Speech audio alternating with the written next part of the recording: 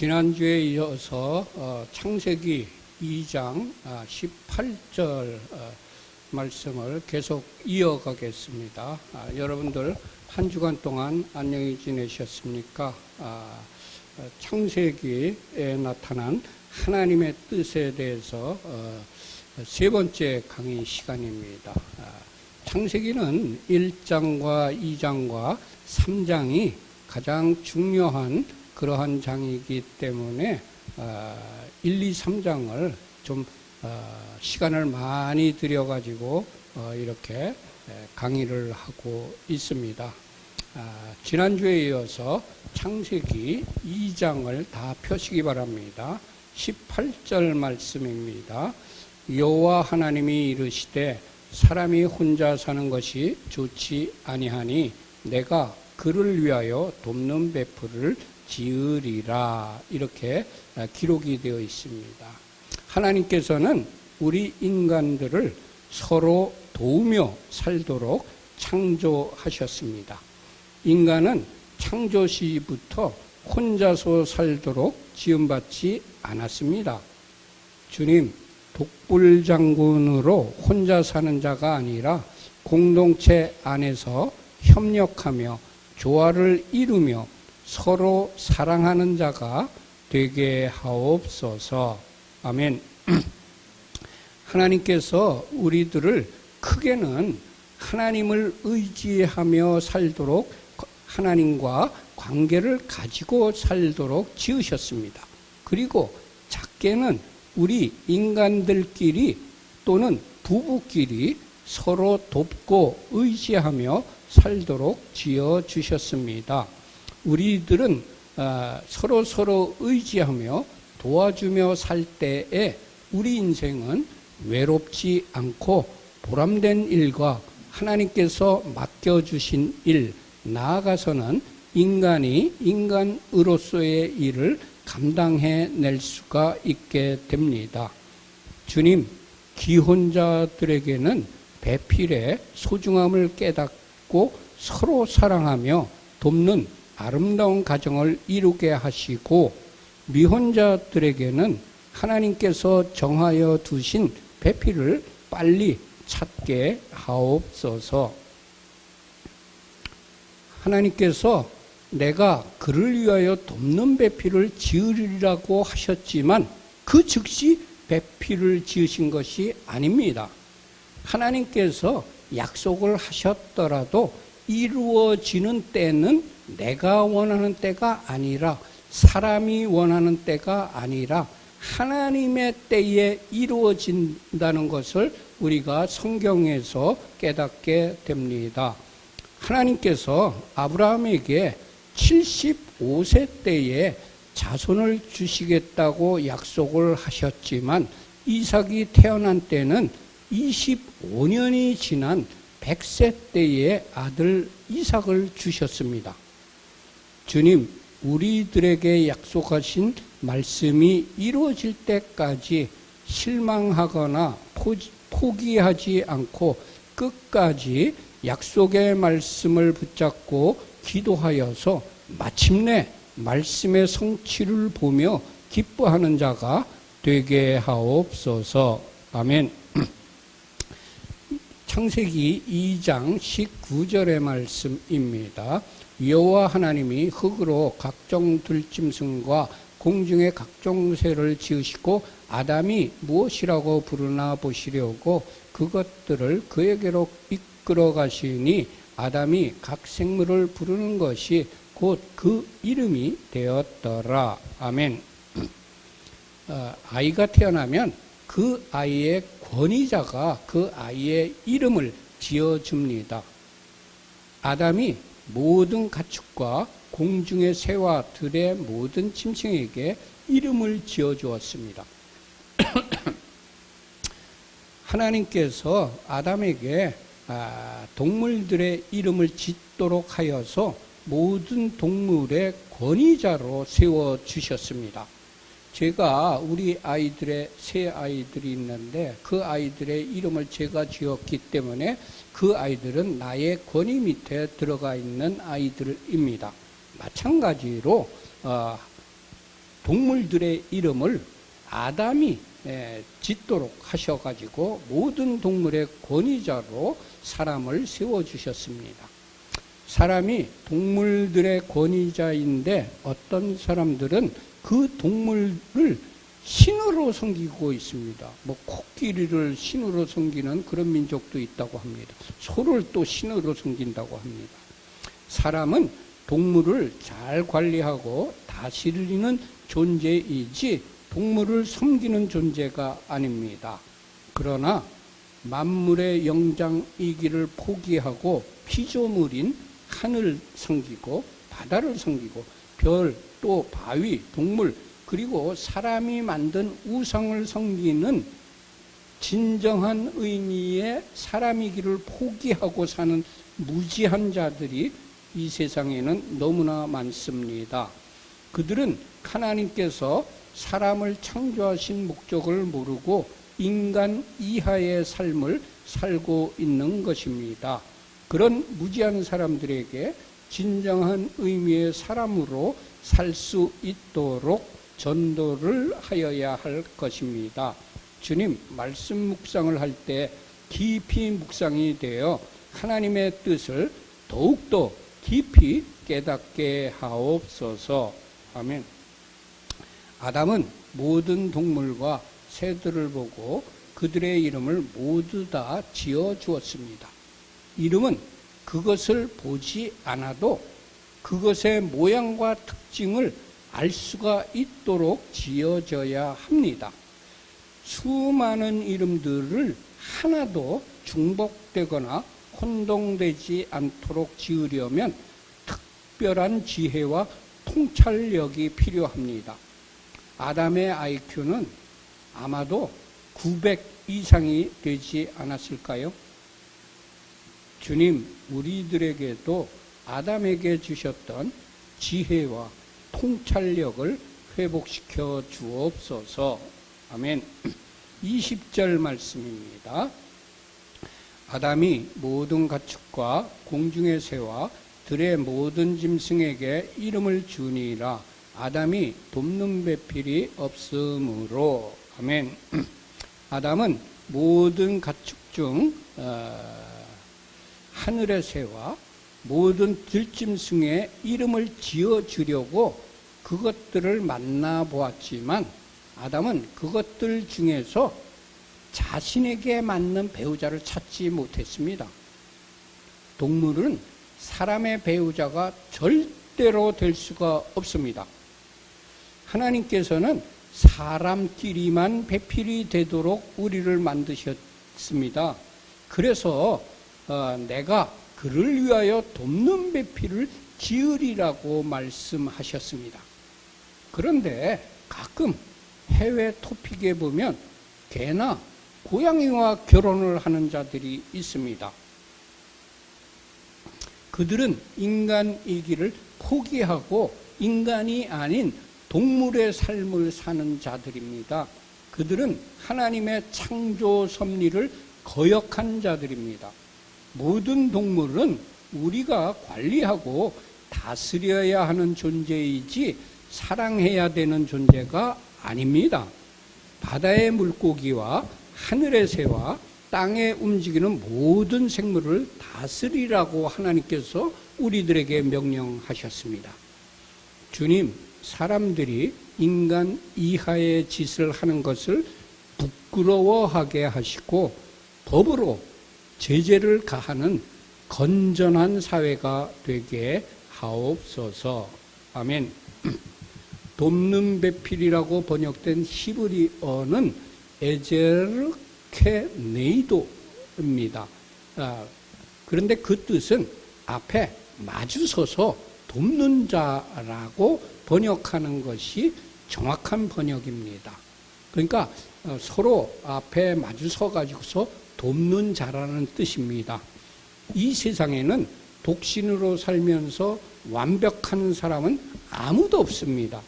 모든 사람은 불완전하고 연약한 존재입니다. 그래서 나의 앞에서 마주보며 나의 부족함을 채워주고 보완해 줄 배필이 필요한 것입니다. 내가 아프고 슬퍼할 때에 위로해주고 싸매주며 내가 넘어질 때에 나를 일으켜 세워주고 용기를 북돋아주며 내가 어리석을 때에 나에게 슬기로운 조언을 하여 줄 배필이 누구에게나 다 필요한 것입니다. 주님, 부부간에 서로 부족하고 연약한 것을 채워주며 아름답고 행복한 가정을 이루며 살아가게 하옵소서. 아멘. 21절 말씀입니다. 여호와 하나님이 아담을 깊이 잠들게 하시니 잠들매 그가 그 갈빗대 하나를 취하고 살로 대신 채우시고. 아멘. 하나님께서 최초로 우리 사람을 수술한 사건입니다. 아담을 수술할 때에 아담이 통증을 느꼈다는 기록이 없습니다. 그 수술은 전혀 후유증이 없는 완벽한 수술이었을 것입니다. 이 구절을 근거로 하여 마취제를 발견한 사람이 있습니다. 제임스 싱슨이라는 사람은 스코틀랜드에서 태어나서 성경으로 어려서부터 양육을 받은 사람입니다. 그가 의학계에서 부인과를 설립한 사람 중에 한 분으로 알려진 그는 에딘버러 대학의 조산과 교수였습니다. 지금으로 말하면 산부인과 대학이겠지요. 그는 마취제인 클로로폼을 발견하여서 외과 수술에 새로운 기원을 마련하였고, 이 마취제는 사람에게 통증 없이 수술을 받을 수 있도록 해 주었습니다. 클로로폼은 피부를 자극하여 국부적인 마취도 일으키지만 증기를 코로 흡입시켜서 되뇌를 마취시켜서 아주 큰 수술을 할 수 있도록 하였습니다. 그는 마취제 연구를 거듭하여 시험을 거친 다음에 1847년에 클로로폼 논문을 발표하였습니다. 그러자 많은 사람들로부터 맹렬한 비난을 받았으며 당시 기독교인들로부터도 비난을 받았다는 기록이 있습니다. 하지만 그는 성경 구절 이 창세기 2장 21절을 제시하면서 그것이 잘못된 것이 아니라는 것을 증명해냈습니다. 그는 1853년 빅토리아 황후가 왕자를 분만할 때에 이 클로로폼 마취제를 이용하여서 성공함으로써 이 마취법이 전 세계에 공인을 받게 되었습니다. 심슨은 그 공로로 당시 스코틀랜드 출신의 의사로서는 처음으로 경이라는 경의 칭호를 받았습니다. 서의 칭호를 처음 받았어요. 심슨이 클로로폼을 발견하게 된 동기를 말할 때에 창세기에 하와를 창조하시는 모습에서 하나님께서 아담을 깊이 잠들게 하시니 잠들매라는 창세기 2장 21절 성경 구절이라고 그 동기를 알려주었습니다.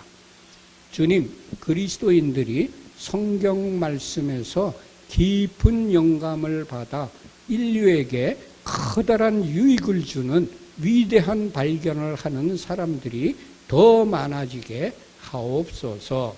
아멘. 창세기 2장 22절의 말씀을 같이 합독하십시다.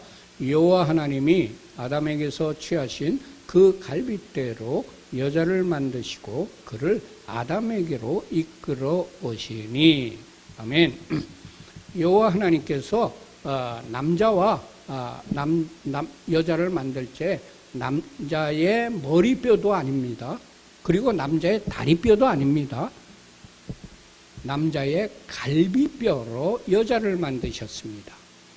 여자를 남자의 머리뼈로 만들어서 여성 상위가 되게 하신 것도 아니고 다리뼈로 만들어서 남성 상위로 만든 것도 아닌 갈비뼈로 만들어서 남녀 평등을 이루도록 만드셨습니다. 남전여비 사상도 잘못된 것이고 여성 상위 사상도 잘못된 것입니다. 부부는 서로 평등한 위치에 있다는 것을 우리들이 명심하여야 합니다. 주님, 남녀 평등이 하나님의 창조 원리라는 것을 깨닫고 부부가 서로 존중하며 살아가게 하옵소서. 아멘. 많은 사람들이 부모가 권유해서 또는 자신이 세운 기준에 맞추어서 결혼 상대를 고르지만 막상 결혼한 후에는 불행해지고 또 이혼하는 경우가 허다합니다. 하나님께서 여자를 만드시고 그를 아담에게로 이끌어 오시니 하는 이 사람과 하나님께서 이끌어 오신 사람과 결혼을 하여야 가장 행복하고 완벽한 가정을 이룰 수가 있습니다. 주님, 하나님께서 이끌어 주신 사람과 결혼을 하여 행복한 가정을 이루는 자들이 되게 하옵소서. 23절 말씀입니다. 아담이 이르되 이는 내 뼈 중에 뼈요 살 중에 살이라. 이것을 남자에게서 취하였은즉 여자라 부르리라 하니라. 아멘. 하나님께서 여자를 만드시고 그를 아담에게로 이끌어 오시니 아담이 이는 내 뼈 중에 뼈요 살 중에 살이라고 선포하였습니다. 아내를 자기 몸과 똑같이 소중하게 여기고 사랑하겠다는 선포를 한 것입니다. 부부는 서로 소중하고 존귀하게 여기며 한 몸인 것을 인식하고 서로 사랑하며 살아야 합니다. 에베소서 5장 33절에 기록된 말씀입니다. 그러나 너희도 각각 자기의 아내 사랑하기를 자신같이 하고 아내도 자기 남편을 존경하라. 아멘. 남전여비 사상이나 여성 상위 풍조는 하나님의 뜻이 아니고 남녀 평등이 하나님의 뜻입니다. 이는 여자로 불리리니 남자에게서 이 여자가 취해졌기 때문입니다. 부부는 서로 다른 개인이 아니라 만나서 한 몸을 이루는 개념이 아니라 본래 한 몸이었는데 반쪽으로 나뉘어졌다가 다시 만나 한 몸을 이루는 개념입니다. 주님, 부부가 서로 존중하며 사랑하는 아름다운 가정을 이루며 행복하게 살아가게 하옵소서. 24절 말씀입니다. 이러므로 남자가 부모를 떠나 그의 아내와 합하여 둘이 한 몸을 이룰지로다. 남자는 결혼을 하면 부모를 떠나는 것이 원칙입니다.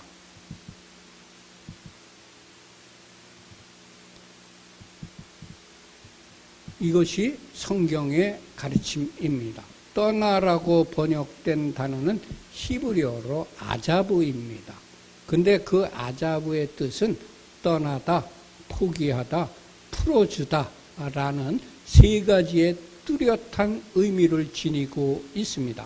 남자는 부모를 떠나야 하고 부모는 아들을 풀어주어 떠나보내야 한다는 의미입니다.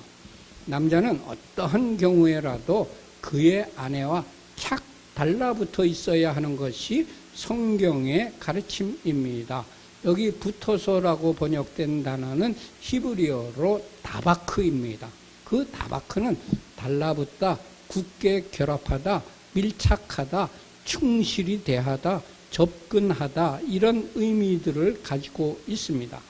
현대 히브리어에서도 다바크는 접착제, 강력 접착제, 우리나라로 말하면 본드 이런 의미를 가지고 있는 단어입니다. 남자는 그의 아내와 굳게 결합되어 떨어지지 말아야 된다는 의미입니다. 부모님을 떠난다는 것은 육체적인 독립, 그리고 정신적인 독립, 그리고 물질적인 독립을 모두 다 포함하는 의미입니다. 결혼한 사람은 성인이 되었다고 말합니다. 이는 부모의 그늘을 벗어나 독립하는 것을 의미합니다. 결혼한 후에도 부모의 그늘 아래 산다는 것은 미성숙한 사람들입니다. 결혼한 후에는 부모님의 조언을 들을 수는 있지만 조언을 실행하는 것은 부부가 상의하여서 합의를 한 후에 실행을 하여야 합니다. 부모로부터 분리가 되지 않아 힘들어하는 부부가 너무나 많습니다. 사회 관습이나 환경보다 하나님의 말씀이 우선이 되어야 부부가 행복해집니다. 주님 성경의 원리대로 결혼한 모든 부부들이 부모로부터 분리되어 행복하고 독립된 가정을 이루게 하옵소서. 아멘. 25절 말씀입니다. 아담과 그의 아내 두 사람이 벌거벗었으나 부끄러워하지 아니하니라. 벌거벗었다는 것은 서로에게 숨길 수 있는 것이 아무것도 없다는 뜻입니다. 부부는 서로 속이거나 숨기는 것이 없이 모든 것을 서로에게 알려주어야만 합니다.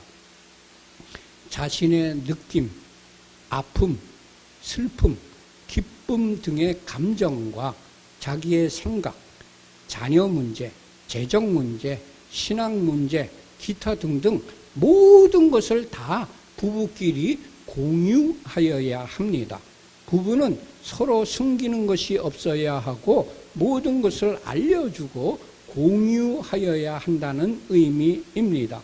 그리고 부부는 서로에게 정직하여야 합니다.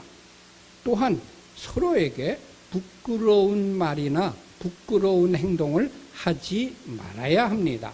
상대에게 아픔을 주고 슬픔을 주는 부끄러운 말이나 행동을 하여서는 절대로 안 됩니다. 이래야만 가정이 순결하고 아름답게 보존되며 사랑이 더욱 깊어지게 됩니다. 주님, 부부간에 서로에게 부끄러운 말이나 부끄러운 행동을 하지 않고 행복하고 아름다운 가정을 이루며 살아가게 하옵소서. 아멘. 창세기 3장으로 넘어갑니다. 3장은 상당히 중요한 장이니까 여러분들 정신 똑바로 차리고 3장을 같이 공부하십시다. 창세기 3장 1절 말씀입니다. 그런데 뱀은 여호와 하나님이 지으신 들짐승 중에 가장 간교하니라. 뱀이 여자에게 물어 이르되 하나님이 참으로 너희에게 동산 모든 나무의 열매를 먹지 말라 하시더냐. 창세기 3장은 최초로 인간이 타락하고 죄를 짓는 과정을 상세하게 기록했기 때문에 우리들에게 아주 중요한 그런 성경입니다. 창세기 3장을 잘 배우면 우리들이 유혹에 넘어가지 않게 되고 죄를 범하지 않을 수가 있게 됩니다. 뱀은 사탄을 의미합니다. 요한계시록 12장 9절의 기록입니다. 큰 용이 내쫓기니 옛뱀 곧 마귀라고도 하고 사탄이라고도 하며 온 천하를 꿰는 자라. 그가 땅으로 내쫓기니 그의 사자들도 그와 함께 내쫓기니라. 옛뱀이 사탄이라고 분명히 계시록에 기록되어 있습니다. 그리고 요한계시록 20장 2절의 말씀입니다. 용을 잡으니 곧 옛뱀이요 마귀요 사탄이라. 잡아서 1000년 동안 결박하고, 뱀은 사탄을 의미합니다. 마귀를 의미합니다. 첫 번째, 죄를 범하는 첫 번째 단계는 뱀과 교제하는 것입니다. 사탄과 교제하는 것입니다. 뱀이 하와에게 말을 했다는 것은 서로 뱀하고 하와하고 만나서 대화를 하며 교제를 나누었다는 의미입니다. 교제를 나누지 않았으면 서로 말을 섞지 않았을 거예요. 뱀은 남성 명사이며 뱀이라고 번역된 히브리어는 나하시인데 점을 친다라는 동사에서 유래가 되었습니다. 점 치는 것이 사탄에게서 나온 것입니다. 점쟁이와 무당은 사탄의 하수인들입니다. 점치는 자들, 거짓 예언자를 포함하여 점치는 자들을 멀리하고 가까이 접근하는 것을 차단하여야 합니다. 뱀의 특징은 은밀하게 행하는 습성을 가지고 있으며 혀가 두 갈래로 갈라져 있으며 뱀에게는 독이 있습니다. 뱀은 공개적인 곳을 피하고 은밀하게 행동하는 것입니다. 그래서 우리들은 공개적인 곳을 피하고 은밀하게 행동하는 자들을 조심하여야 합니다. 그리고 한 입으로 두 말 하는 자를, 그리고 교활한 말로 유혹하는 자들을 조심하여야 합니다. 뱀은 독을 집어넣어 의식을 마비시킵니다. 또 이것을 우리에게 적용한다면 잘못된 성경 공부를 이단들이 기독교인들에게 주입시키는 겁니다. 이렇게 해가지고서 의식을 마비시켜서 죽이려는 목적을 가지고 우리들에게 접근을 합니다. 주님, 뱀이 보이면, 사탄이 보이면 가까이 가지도 않고 아예 뱀의 접근을 차단하는 현명한 사람들이 되게 하옵소서. 아멘. 두 번째, 죄를 범하는 두 번째 단계는 하나님의 말씀을 의심하는 것입니다. 사탄은 하와에게 이렇게 의심을 불러일으켰을 겁니다. 야, 사랑과 은혜가 풍성하신 하나님이신데 너에게 모든 열매를 먹지 말라고 하시겠느냐? 만일 그렇다면 사랑의 하나님이 아니시지 하면서 하와에게, 우리에게 의심을 불러일으킵니다. 사탄은 영원토록 변함이 없는 진리의 말씀인 하나님의 말씀을 의심하게 합니다. 로마서 14장 23절에 기록된 말씀입니다. 믿음으로 쫓아하지 아니하는 모든 것이 죄니라. 아멘. 주님, 하나님의 말씀은 영원불변하며 진리의 말씀인 것을 확신하게 하시고 의심이 틈타고 들어올 때에는 마귀의 유혹인 줄 깨닫고 즉시 말씀으로 물리치게 하옵소서. 아멘. 세 번째, 죄를 범하는 세 번째 단계는 하나님의 말씀을 인용을 합니다. 그렇지만 인용을 하되 말씀을 부정적으로 해석하도록 유혹합니다. 하나님께서는 동산에 있는 모든 나무의 모든 열매를 다 먹도록 하셨습니다. 한 가지만 빼고. 그런데 마귀는 동산 모든 나무의 열매를 먹지 말라고 하시더냐라고 말하면서 부정적인 생각을 사람의 머릿속에 집어넣습니다. 그런즉 너희는 하나님께 복종할지어다. 마귀를 대적하라. 그리하면 너희를 피하리라고 야고보서 4장 7절에 기록해 놓으셨습니다.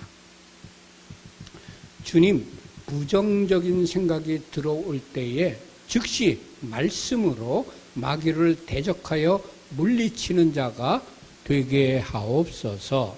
아멘. 2절 말씀입니다. 여자가 뱀에게 말하되 동산 나무의 열매를 우리가 먹을 수 있으나. 3절 동산 중앙에 있는 나무의 열매는 하나님의 말씀에 너희는 먹지도 말고 만지지도 말라 너희가 죽을까 하노라 하셨느니라. 3절. 그러나 그 동산 가운데 있는 그 나무의 열매 중에서는 너희가 그것을 먹지 말고 그것에 손대지 말아서 너희가 죽지 않도록 해야 한다라고 하나님께서 말씀하셨는데, 하나님의 말씀에서 이렇게 말씀한 것을 더하거나 빼면 안 되는 것입니다. 죄를 범하는 네 번째 단계가 하나님의 말씀에 다른 것을 더하거나 빼는 것입니다. 하나님께서는 분명하게 먹지 말라, 네가 먹는 날에는 반드시 죽으리라고 말씀하셨습니다. 그러나 여자는 만지지 말라는 것을 더하고 네가 먹는 날에는 반드시 죽으리라는 말씀을 죽을까 하노라고 말하면서 본래의 의미를 경감시켰습니다. 말씀을 정확하게 알지 못할 때 말씀에 자신의 생각을 가감하면 유혹에 빠지게 됩니다. 마태복음 5장 18절의 말씀입니다. 진실로 너희에게 이르노니 천지가 없어지기 전에는 율법의 1.1획도 결코 없어지지 아니하고 다 이루리라. 아멘. 주님, 영원불변의 말씀에서 하나라도 가감하지 않고 말씀을 정확하게 알고 깨닫게 하옵소서. 아멘. 4절 말씀입니다. 뱀이 여자에게 이르되 너희가 결코 죽지 아니하리라. 다섯 번째는 죄를 범하는 다섯 번째 단계가 하나님의 말씀을 정면으로 부인하는 것입니다. 마귀는 하나님께서 반드시 죽으리라고 하신 말씀을 결코 죽지 않는다고 부인을 하였습니다. 하나님의 말씀을 부인하는 생각은 마귀로부터 오는 것입니다. 주님, 말씀을 부인하게 하는 생각이 들어올 때에 그것이 마귀로부터 오는 것이라는 것을 깨닫고 즉시 말씀과 믿음으로 물리치게 하옵소서. 아멘. 5절 말씀입니다. 너희가 그것을 먹는 날에는 너희 눈이 밝아져 하나님과 같이 되어 선악을 알 줄 하나님이 아심이니라. 여섯 번째 단계는 죄를 범하는 것이 교만해지는 것이라고 우리에게 가르쳐 주고 있습니다. 마귀는 내가 그것을 먹으면 하나님처럼 돼, 하나님처럼 눈이 밝아져서 네가 하나님처럼 된다고, 네가 사람이지만 하나님처럼 된다고 교만을 부추깁니다. 마귀는 내가 제1인자 하나님과 같이 높은 위치에 올라가게 된다고, 네가 최고가 된다고 교만을 부추깁니다. 잠언 16장 18절의 말씀입니다. 교만은 패망의 선봉이요 교만한 마음은 넘어짐의 앞잡이니라. 아멘. 주님, 교만한 마음은 마귀로부터 오는 것임을 명심하게 하시고 겸손한 자로 살아가게 하옵소서. 아멘. 6절 말씀입니다. 여자가 그 나무를 본즉 먹음직도 하고 보암직도 하고 지혜롭게 할 만큼 탐스럽기도 한 나무인지라. 여자가 그 열매를 따먹고 자기와 함께 있는 남편에게도 주매 그도 먹은지라. 일곱 번째, 죄를 범하는 일곱 번째 단계는 탐심입니다. 모든 죄는 탐심으로부터 옵니다. 하나님께서 금하신 것이라면 아무리 탐스럽더라도 가까이 가지도 말고 쳐다보지도 말아야 하는 것입니다. 골로새서 3장 5절의 말씀입니다. 탐심은 우상숭배니라. 아멘. 요한 1서 2장 16절에 기록된 말씀입니다. 이는 세상에 있는 모든 것이 육신의 정욕과 안목의 정욕과 이생의 자랑이니 다 아버지께로부터 온 것이 아니요 세상으로부터 온 것이라. 아멘. 주님, 우리에게 커다란 유익을 주는 탐스러운 것이라 할지라도 주님으로부터 오지 않은 것은 탐내지 않고 물리치는 자가 되게 하옵소서. 아멘. 주님, 사람들이 인정해 주지 않고 칭찬해 주지 않더라도 오직 주님께서 인정해 주시고 칭찬해 주시면 그것만으로 만족하는 자가 되게 하옵소서. 아멘. 창세기 3장 7절의 말씀입니다. 이에 그들의 눈이 밝아져 자기들이 벗은 줄을 알고 무화과 나무 잎을 엮어 치마로 삼았더라. 죄를 지으면 죄를 깨닫게 됩니다. 그리고 어떻게 해서든지 죄를 감추려고 하는 것이 우리 인간들의 심리입니다. 그들이 죄를 짓기 전에는 벌거벗었지만 아무런 죄가 없었기 때문에 부끄럽지 않았습니다. 그렇지만 죄를 짓고 난 후에는 죄가 드러나 감출 수 없게 되었기 때문에 부끄러워한 것입니다. 그들은 지은 죄를 숨기려고 무화과 나무 잎을 엮어서 치마를 만들어 입었습니다. 죄를 없애려는 사람의 방법은 완벽한 것이 하나도 없습니다. 나무잎은 시간이 지나면 말라서 부스러져 떨어집니다.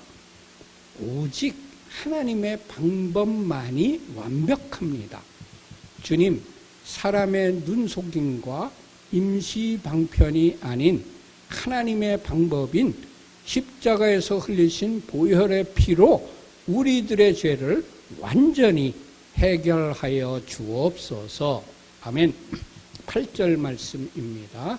그들이 그날 바람이 불 때 동산에 거니시는 여호와 하나님의 소리를 듣고 아담과 그의 아내가 여호와 하나님의 빛을 피하여 동산 나무 사이에 숨은지라. 아멘.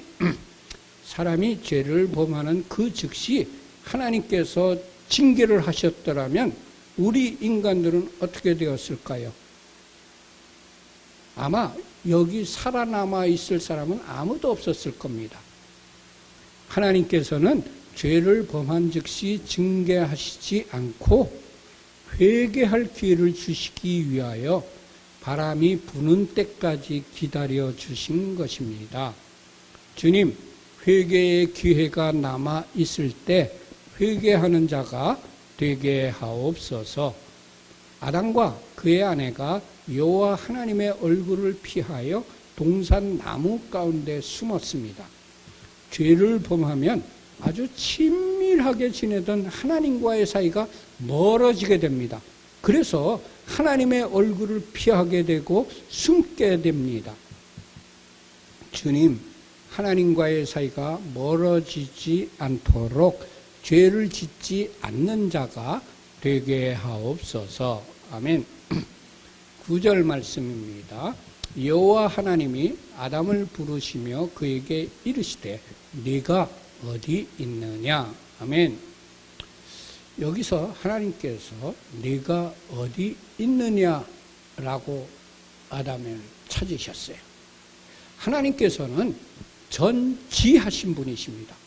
그런데 아담이 어디에 숨어 있는지 몰라서 물으신 것이 아닙니다. 아시면서도 물어보신 겁니다.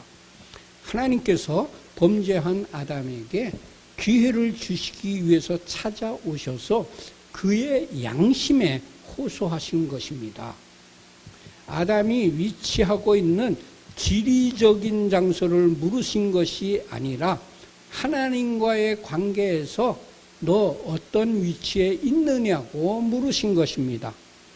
주님, 항상 주님과의 관계에서 나의 위치가 어디에 있는가를 점검하며 사는 자가 되게 하옵소서. 아멘. 아담에게 잘못을 깨닫고 회개할 기회를 주시기 위한 물음이었던 것입니다. 우리는 회개의 기회를 주시는 하나님께 감사를 하여야 할 것입니다. 회개의 기회를 주실 때 주님 즉시 깨닫고 회개하는 자가 되게 하옵소서. 아멘. 10절 말씀입니다. 이르되 내가 동산에서 하나님의 목소리를 듣고 내가 벗었으므로 두려워하여 숨었나이다.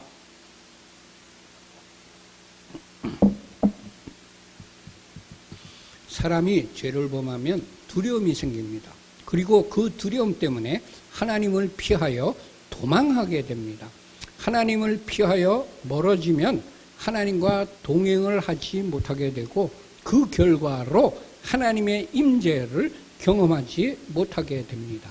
결국 하나님을 피하여 어두운 곳으로 멀리 도망가서 숨어서 살게 됩니다.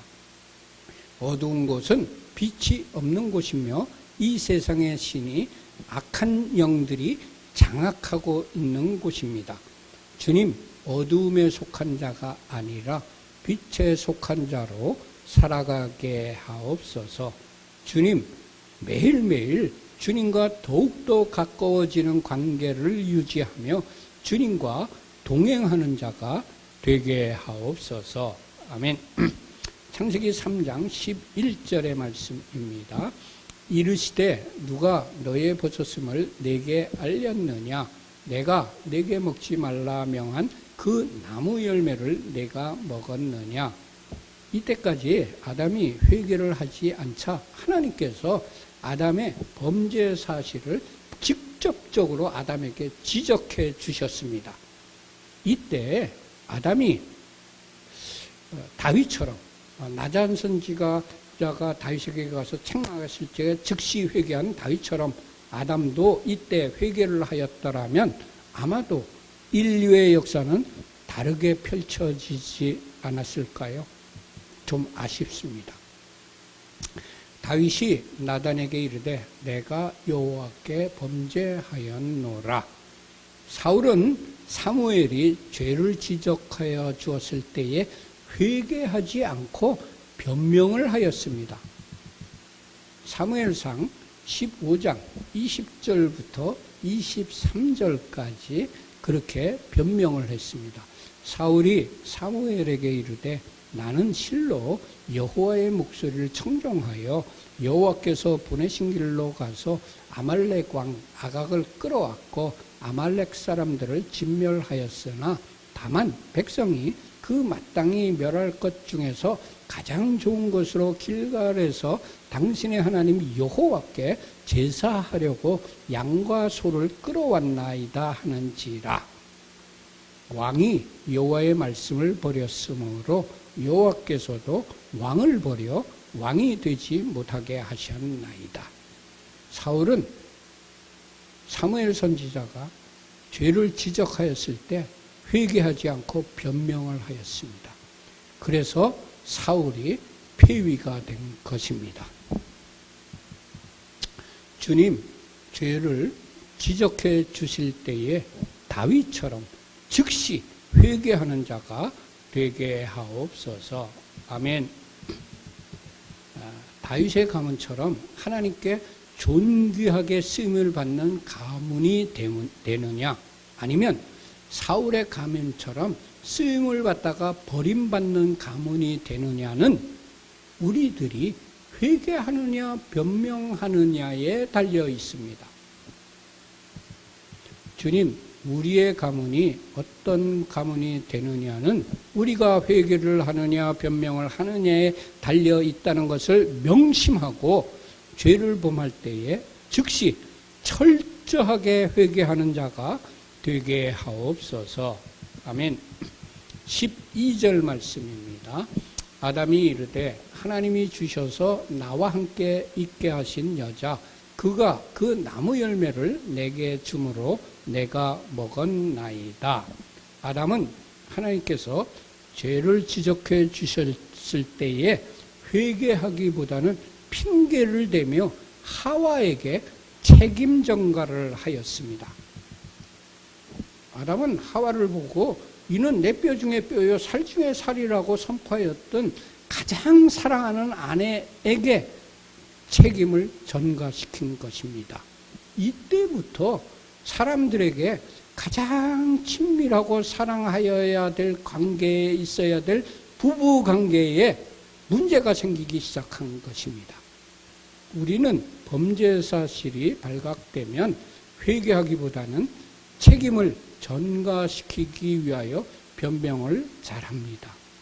전지하신 하나님 앞에서는 내가 행한 대로 심판이 내려지지 변명은 절대로 통하지 않습니다. 계시록 2장 23절의 말씀입니다. 내가 너희 각 사람의 행위대로 갚아주리라. 계시록 20장 13절의 말씀입니다. 각 사람이 자기의 행위대로 심판을 받고, 아멘. 주님 심판대 앞에 설 때 변명하는 자가 아니라 주님께 칭찬받는 자로 살아가게 하옵소서. 아멘. 게다가 아담은 하나님께서 나에게 하와를 주셨기 때문이라면서 하나님에게까지 은근히 불평을 토해내며 원망의 말을 하였습니다. 사람이 죄를 범하면 이렇게 점점 더 악해진다는 것을 깨닫게 됩니다. 주님, 죄를 지으면 그 하나로 그치는 것이 아니라 점점 더 악해진다는 것을 깨닫고 죄 짓지 않는 자가 되게 하옵소서. 아멘. 이스라엘은 애굽의 종살이에서 풀려나 출애굽을 시키신 하나님께 감사를 하였으나 얼마 지나지 않아서 하나님의 사람에게 원망과 불평을 하였습니다. 출애굽기 16장 2절과 3절에 기록된 말씀입니다. 이스라엘 자손 중 회중이 그 광야에서 모세와 아론을 원망하여 이스라엘 자손이 그들에게 이르되 우리가 애굽 땅에서 고기 까막 곁에 앉아 있던 때와 떡을 배불리 먹던 때에 여호와의 손에 죽었더라면 좋을 것을 너희가 이 광야로 우리를 인도해내어 이 온 회중이 줄여 죽게 하는 도다. 이렇게 불평과 불만과 원망을 하였습니다.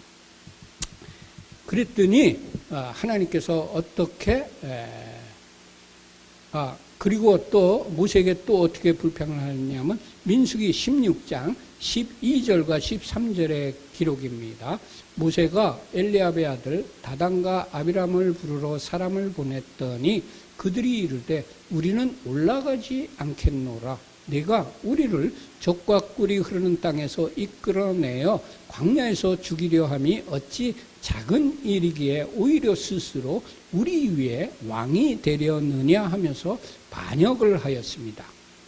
주님, 우리를 죄의 종에서 건져내신 것에 항상 감사하며 어떤 경우에라도 원망과 불평의 말은 우리 입에서 밖으로 내지 않는 자가 되게 하옵소서. 아멘. 13절의 말씀입니다. 여호와 하나님이 여자에게 이르시되 내가 어찌하여 이렇게 하였느냐. 여자가 이르되 뱀이 나를 꿰므로 내가 먹었나이다. 여자도 뱀에게 책임 전가를 했습니다. 그러나 뱀이 아무리 유혹을 하였더라도 그것을 먹은 것은 하와가 결정해가지고 하와가 먹은 것입니다. 죄가 아무리 우리를 유혹한다 할지라도 죄를 짓는 것은 내가 그것을 하기로 결정을 하고 내가 실행한 겁니다. 사탄은 유혹하고 부추기는 것밖에 못합니다. 실행하는 것은 우리 자신입니다. 나의 자유의지로 선택하여 실천한 것이기 때문에 전적으로 죄의 책임은 나에게 있습니다. 하나님의 길이냐 마귀의 길이냐를 선택하는 것은 내가 결정하는 것입니다. 물론 그 책임도 전적으로 우리들의 몫입니다. 주님, 매일매일 올바른 선택을 하며 살아가는 자가 되게 하옵소서. 14절 말씀입니다. 여호와 하나님이 뱀에게 이르시되 내가 이렇게 하였으니 내가 모든 가축과 들의 모든 짐승보다 더욱 저주를 받아 배로 다니고 살아있는 동안 흙을 먹을지니라. 아멘. 하나님께서는 사람에게는 회개의 기회를 주셨지만 뱀에게는, 마귀에게는 회개의 기회를 주지 않으시고 그냥 단번에 바로 저주해 버리셨습니다. 마귀에 속하여서 살면 회개의 기회도 없다는 것을 깨닫습니다. 죄를 짓도록 유혹한 원인을 제공한 자는 더 큰 심판을 받게 됩니다. 주님, 나에게 아무리 커다란 유익이 온다고 할지라도 마귀의 길을 따르지 않는 자가 되게 하옵소서. 아멘. 창세기 3장 15절의 말씀입니다. 내가 너로 여자와 원수가 되게 하고 내 후손도 여자의 후손과 원수가 되게 하리니 여자의 후손은 내 머리를 상하게 할 것이요 너는 그의 발꿈치를 상하게 할 것이니라 하시고, 하와와 뱀은 서로 대화를 나누면서 교제하는 친밀한 사이였던 것입니다. 사탄은 가까운 사람을, 친밀한 사람을 통하여서도 역사할 수가 있다는 것을 깨닫습니다. 아무리 가깝고 친한 사이라 할지라도 하나님의 말씀에 위배되는 것을 권할 때에는 단호하게 거절하여야 합니다. 친하고 가까운 사람의 권유라고 거절하지 못하고 하나님의 말씀을 거역하면 두 사람 모두 하나님의 징계를 받게 됩니다. 죄를 범하게 되면 아무리 가깝고 친밀한 사이라 할지라도 하나님께서 서로 원수가 되게 하십니다. 범죄로 이어지는 관계로 엮이면 처음에는 아주 간도 빼줄 것처럼 친밀하게 합니다. 그렇지만 나중에는 하나님께서 서로 원수가 되도록 만드십니다. 당사자들뿐 아니라 그들의 후손까지도 대대로 원수가 되게 하십니다. 주님, 아무리 친밀한 사이일지라도 하나님의 말씀을 어기게 하는 말은 단호하게 거부하는 자가 되게 하옵소서. 아멘. 여인의 후손은 우리 주 예수야를, 그리고 뱀은 사탄을 의미합니다. 사탄이 예수야를 십자가에 못 박혀 죽여서 승리한 것처럼 보였지만 예수야께서는 사망 권세를 깨뜨리시고 결국은 승리하셨습니다. 할렐루야. 16절 말씀입니다. 또 여자에게 이르시되 내가 네게 임신하는 고통을 크게 더하리니 네가 수고하고 자식을 낳을 것이며 너는 남편을 원하고 남편은 너를 다스릴 것이니라 하시고, 죄를 범한 여자에게는 임신하는 고통을 크게 하셨습니다. 자녀를 잉태하고 출산하는 것은 하나님께서 주신 복입니다. 그런데 본래는 행복하고 기쁜 것이었으나 죄로 말미암아 큰 고통이 따르게 되었습니다. 제가 어렸을 때 들은 얘기입니다. 어느 시골 아낙네가 밭에 나가서 밭일을 하다가 아이를 출산하였다는 이야기를 제가 어렸을 때 들었습니다. 원래는 출산의 고통이 작았을 것이지만 범죄한 이후부터 출산의 고통이 따르게 된 것입니다. 죄를 범하기 전에는 즐겁고 행복한 것이 죄를 범한 이후로는 큰 고통이 따르게 된다는 것을 우리가 깨닫게 됩니다. 주님, 죄를 범하면 고통이 따른다는 진리를 깨닫고 어떤 경우에라도 죄를 멀리하는 자가 되게 하옵소서. 아멘. 하나님께서 하바에게 그가 너를 다스릴 것이라고 말씀하셨습니다. 하나님께서 이때부터 남편에게 가정에서 가장의 권위를 허락하셨습니다. 모든 권세는 하나님께서 에게서부터 기원되며 인간은 인간의 자격으로 권세를 가지는 것이 아니라 단지 하나님의 대리 집행자로서의 권세를 가질 뿐입니다. 주님, 각 가정마다 하나님께서 부여하신 가장의 권위를 인정하고 존중하는 가정이 되게 하옵소서. 아멘. 17절 말씀입니다. 아담에게 이르시되 네가 내 아내의 말을 듣고 내가 네게 먹지 말라 한 나무의 열매를 먹었은즉 땅은 너로 말미암아 저주를 받고 너는 내 평생에 수고하여야 그 소산을 먹으리라. 아멘. 아담은 하나님의 말씀을 들었으나 후에 아내의 말을 먹고 그것을 먹어서 죄를 범하게 되었습니다. 맨 처음에 하나님께서 아담에게 너 그거 먹지 말라. 먹는 날은 정령 죽으리라고 말씀했어요. 근데 후에 하와의 아내의 말을 듣고 그것을 따먹었기 때문에 죄를 범하게 된 겁니다.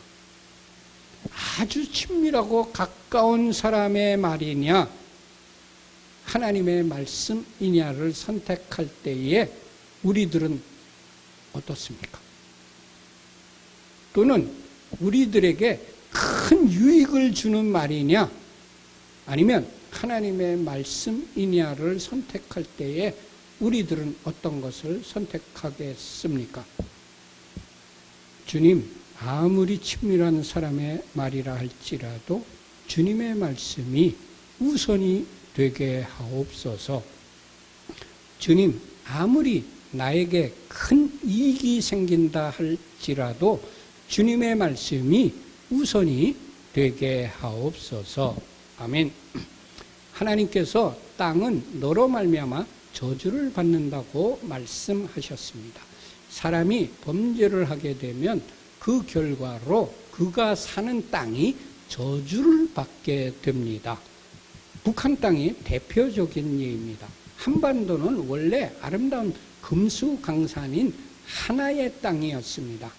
그러나 예수 믿는 사람들이 많은 남한 땅은 풍요의 땅이 되었고 하나님을 버리고 사람을 신으로 섬기는 북한 땅은 하나님의 저주를 받아 사람들이 아무리 노력을 하여도 아사자가 계속 속출하는 땅이 되고 말았습니다. 주님, 땅이 황폐해지면 사람이 범죄를 한 까닭임을 깨닫고 빨리 회개하게 하옵소서. 아멘. 18절의 말씀입니다. 땅이 내게 가시덤불과 엉겅퀴를 낼 것이라. 내가 먹을 것은 밭의 채소인즉. 땅이 가시덤불과 엉겅퀴를 내는 것은 사람이 죄 때문에 땅이 저주를 받았기 때문입니다. 우리가 사는 모든 날 동안 가시덤불과 엉겅퀴가 나는 땅을 일구는 그런 수고를 하여야만 그 밭에서 나는 채소를 먹게 됩니다. 제가 대학교 재학 시절에 경기도 능곡에 가서 약을 한 2, 3년 동안 군대 가기 전까지 섬긴 적이 있습니다. 그때 논에 가서 피사리를 도운 적이 있습니다. 농사일이 얼마나 땀이 나고 힘든지 허리가 아프고 힘든 노동인지를 그때 깨달았습니다. 하나님께서는 원래 사람들이 수고를 하지 않아도 땅에서 채소와 과일이 열리도록 창조를 하셨습니다. 그렇지만 범죄한 이후로는 땅이 저주를 받아서 사람이 수고를 하여야만 겨우 소산을 먹을 수 있도록 하신 것입니다. 주님, 에덴을 빨리 회복시켜 주셔서 항상 하나님께 감사와 찬양과 예배를 드리게 하옵소서. 아멘. 19절 말씀입니다. 내가 흙으로 돌아갈 때까지 얼굴에 땀을 흘려야 먹을 것을 먹으리니 너는 흙이니 흙으로 돌아갈 것이니라 하시니라. 아멘.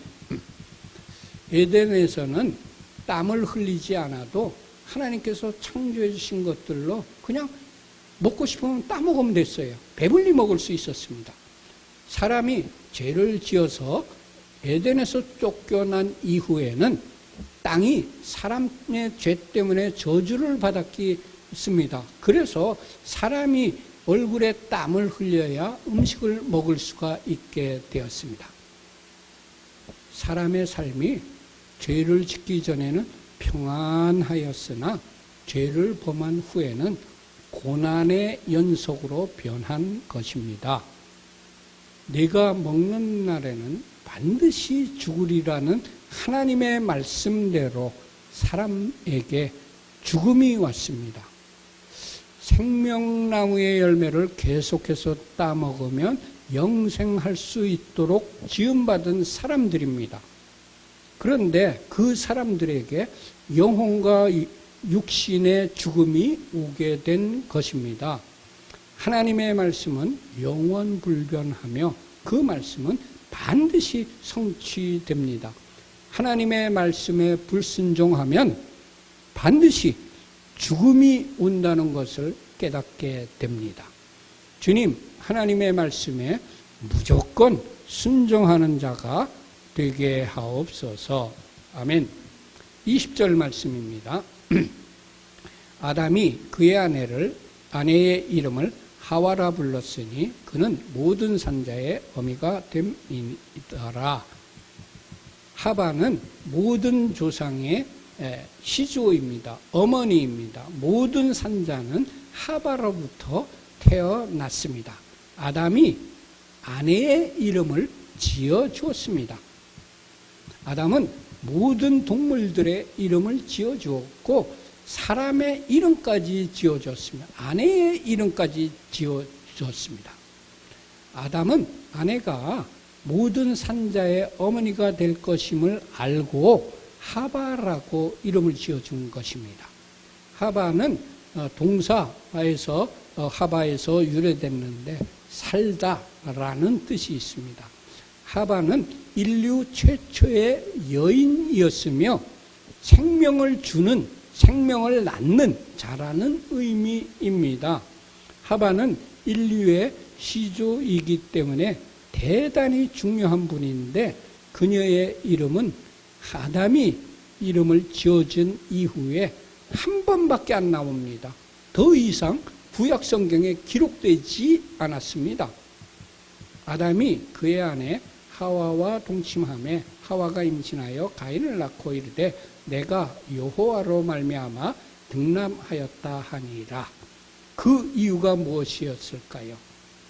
하나님께서는 하와를 아담을 돕는 배필로 아담의 부족한 것을 채우고 연약한 것을 도와주라고 그녀를 만드셨는데 돕기는커녕 죄를 짓는 데 앞장을 섰습니다. 그렇기 때문에 하나님께서 그 이름을 딱 한 번만 기록하시고 그 이후부터는 기록하지 않도록 하신 것이 아닐까요?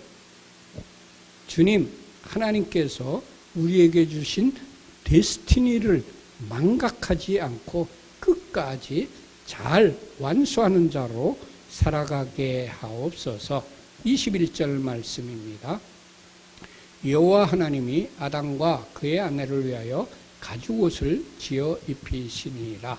하나님께서는 죄를 지은 아담과 하바를 위하여 가죽옷을 손수 지어 입히셨습니다. 죄를 범한 사람에게 나뭇잎으로 만든 임시 방편이 아닌 가죽옷을 지어 입히셨습니다. 사람의 지혜는 임시 방편을 만들어낼 뿐이지 하나님의 지혜는 영원합니다. 가죽옷은 동물의 죽음을 뜻합니다.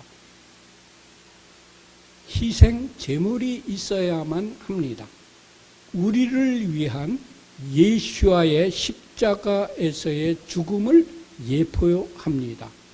나의 수치와 죄가 가려지려면 예수와께서 십자가에서 흘리신 보혈의 피 외에는 방법이 없습니다. 주님, 나의 죄를 영원히 가려주시려고 십자가를 지신 주님의 은혜를 영원히 감사하며 찬양하는 자로 살아가게 하옵소서. 22절 말씀입니다.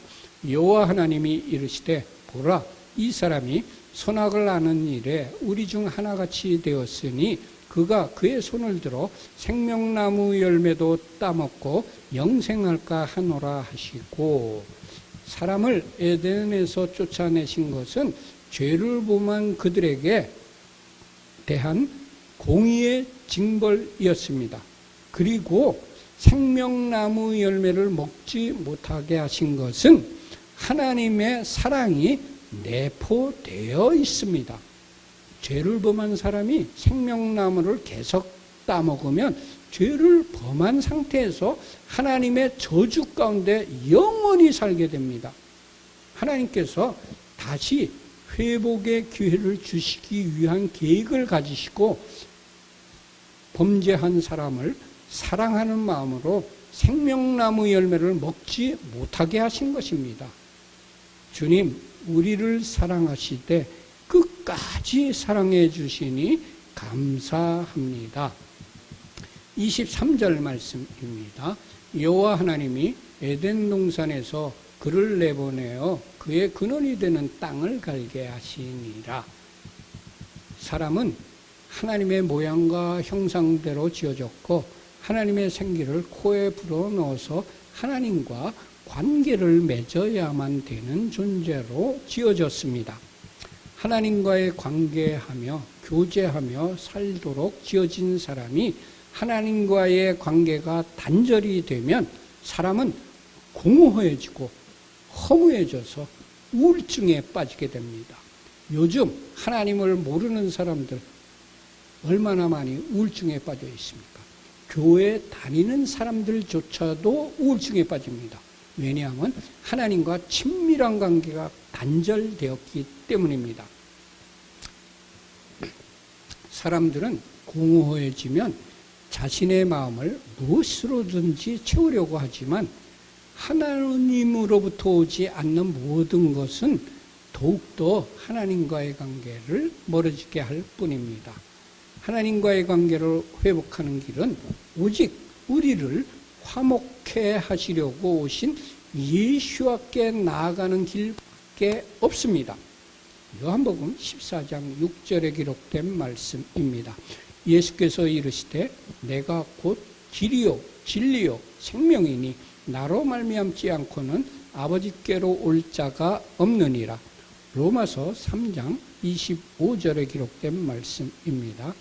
이 예수를 하나님이 그의 피로써 믿음으로 말미암는 화목제물을 세우셨으니 아멘. 주님, 우리를 하나님과 화목해 하시려고 화목제물이 되셔서 길이 되어 주시니 감사합니다. 아멘. 24절 말씀입니다. 이같이 하나님이 그 사람을 쫓아내시고 에덴 동산 동쪽에 그룹들과 두루도는 불칼을 두어 생명나무의 길을 지키게 하시니라. 아멘. 생명나무의 길을 막은 것은 사람이 범죄한 상태에서 영원히 저주를 받으며 사는 것을 방지하시기 위해서 하나님의 그런 깊은 뜻이 숨겨져 있습니다. 우리를 구원하시기 위해서 예수아를 우리에게 보내실 계획을 가지고 계셨던 것입니다. 아멘. 요한 1서 4장 10절의 말씀입니다. 사랑은 여기 있으니 우리가 하나님을 사랑한 것이 아니에요. 하나님이 우리를 사랑하사 우리 죄를 속하기 위하여 화목제물로 그 아들을 보내셨음이라. 로마서 5장 8절의 말씀입니다. 우리가 아직 죄인 되었을 때에 그리스도께서 우리를 위하여 죽으심으로 하나님께서 우리에 대한 자기의 사랑을 확증하셨느니라.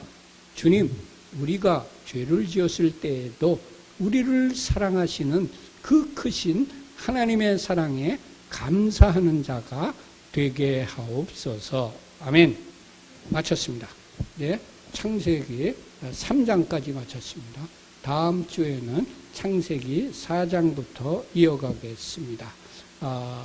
창세기는 1장, 2장, 3장이 가장 중요하기 때문에 3일 동안 3장까지밖에 못했습니다. 이제 4장부터는 진도가 좀 빨리 나갈 것 같습니다. 기도하겠습니다.